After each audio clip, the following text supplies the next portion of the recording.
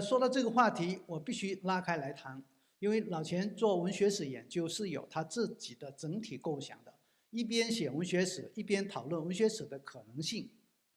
以及文学史这种著述体例进入中国以后如何影响我们整个教学。这个话题是我90年代以后不断的讨论的。1903年，也就是120年前，中国的教育体制发生巨大的变化。我们的文学学习发生一个天翻地覆的变化，那就是从文学读本转为文学史。1903年的学部章程里面规定，以后我们的文学教学里面，以文学史，尤其是可以参考日本的四川总郎编的中国文学史，然后在中文系的课程里面，当初不叫中文系，叫文学门，里面开始文学史。以前我们讲的是文章源流，我们学文章是为了写文章，学诗是为了写诗，学文是为了写文。到了1903年以后，文学史造成的巨大的变化就是，我们学唐诗不是为了写唐诗那样的诗，那一种文化修养、文学知识、文学鉴赏能力，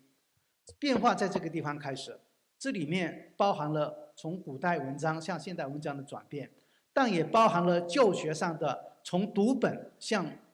教材文学史的转变。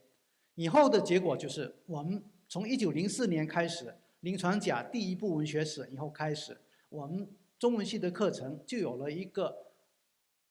100多年盘桓在我们头顶的一个幽灵，那就是文学史。很多作家们、学者们，很多特别作家们看重是否进入文学史，学者们看重我一辈子是不是写一部文学史。然后大学教程里面，文学史是成为最中心的课程。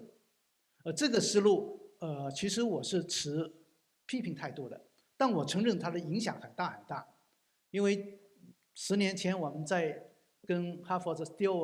蒂欧文，我们一起在北大做一个讨论。后来我集中一本书《文学史的书写与教学》，里面我说到了今天有多少国家还是以文学史为中心展开教学。我问美国，我问哈佛，哈佛说只有东亚系还是以文学史为中心展开教学，其他美国不会，美国语言文学系不会，法国文学系也不会。以文学史为中心展开教学的特点是，我们能够在很短的时间里面迅速掌握一个朝代或者一个国家或者一个民族的文学的概貌。但它有一个缺点，就是我们忽略了重点的作家、重点的作品以及学术评价、生长和分析的能力。我曾经20年前了，我再三反省一个话题：我们中系的学生通过4年的本科加上硕士、博士，以后毕业出来以后，都是学识很丰富。我们有很丰富的学养，告诉你哪个朝代有什么作家，它的特点是什么。《红楼梦》是怎么回事？鲁迅又如何伟大？我们有一大堆的论述，但是我们缺乏面对孤立的文本的时候的独断的能力。假定你不告诉我这是莎士比亚的写作，然后假如你发现一个新的著作的话，我没有能力上下左右圈定以后给一个准确的判断。换句话来说，大部分的文学系的学生培养出来以后，我们对作品的解读能力远远不及我们的文学知识。今天我说的，今天中文系的本科毕业的学生对中国文学史的知识的超越清代以前的中国文人。为什么这么说？因为那个时候他没必要读小说、诗歌、戏剧、散文，没必要从先秦一直到当下，他没必要这么来读。我喜欢什么我就读什么。我不管是读文选也行，读古文词类传也行，我们凭读本进来以后，跟作品、跟作家直接对话，在这里面发现我自己的内心的深情，以及我对古人的呼应，这是我想做的，学文学想做的。120年来，我们大量的丰富的文学史的知识，